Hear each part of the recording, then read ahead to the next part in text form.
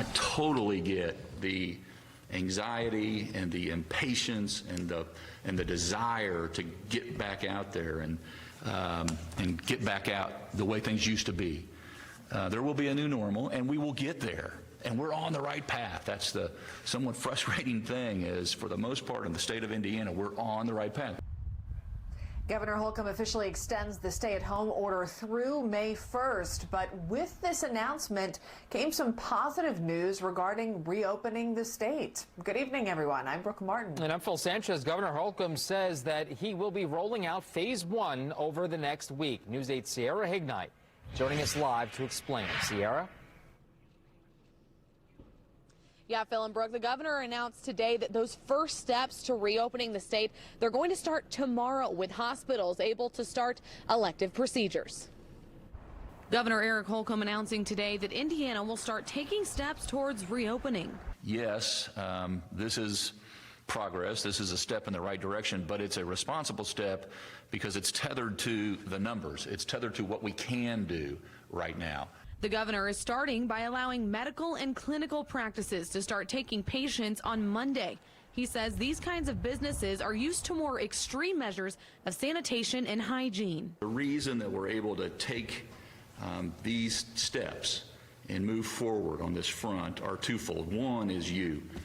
You are practicing, in large part, good physical distancing practices, and you're slowing the spread, you're flattening the curve. Health Commissioner Chris Bach says that if we see a spike in cases after this first phase, then we'll have to pull back and reevaluate. We're going to let the cases and the numbers and the hospital admittance numbers drive our decisions, so we're not just pulling anything out of the air. Dr. Bach says that the state will see a jump in the death count this week because they'll start including people who are presumptively positive.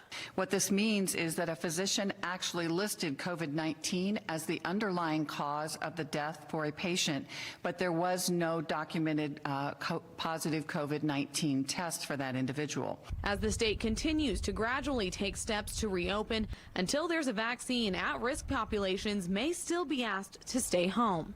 Really, until we do have the ability to prove through antibodies that they have some type of immunity and we can really understand what that means, and or we have the ability to give them that vaccine, one that we know is going to work, and we're not expecting that till late in the year, we need to protect them. The governor says that they will evaluate the situation every 7 days and make announcements regarding reopen accordingly. Reporting, I'm Sierra Hignite, Wish TV News 8. News 8's Julia Dang is standing by right now at IU Methodist Hospital. And Julia, I understand you actually talked to a man who's waiting to get an elective surgery. That's right, Sierra, but unfortunately it is not something he would get done at a hospital, meaning he may have to wait even longer.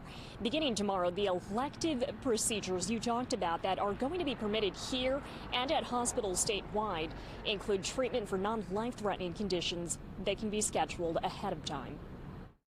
We will be opening up the elective procedures front in a staged way, and I want to underscore staged way, so it's not all at once. Many aspects of life still on hold for Hoosiers. But beginning Tuesday, Governor Eric Holcomb will permit the gradual reopening of non-urgent medical care, provided the state has enough protective gear. Hospitals could and should, in cases, conduct clinical procedures to diagnose and to screen and to treat medical conditions. If Indiana's supply inventory of PPE holds up, they'll expand the reopening next Monday, allowing elective procedures in clinics beyond hospitals. Flattening the curve. Bill Nelson of Anderson commended the governor's revised order, but worries about waiting longer for treatment.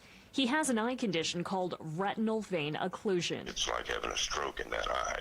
And when that vein swells and leaks blood, then your vision goes dark. And if it's untreated, you could have loss of sight. in that eye. He was diagnosed in April 2018 and gets injections every few weeks. He was last treated at the beginning of March. He says his next appointment was pushed back to June due to COVID-19, and he can't reach clinic staff to get an earlier appointment. COVID-19 is the utmost importance at this time. I understand that. But there is people that have problems that has to be addressed, and they have to get the treatment that they need for other things, or they're going to suffer the consequences. Now, we did reach out to Bill Nelson's clinic. We have not heard back. The language in the governor's executive order that initially called for postponing non-urgent procedures gave healthcare providers the authority to determine what could and could not be delayed without risking the patient's overall health. Live in Indianapolis, Julia Dang, Wish TV and WishTV.com, and be sure to follow us on Facebook. Julia, thank you very much.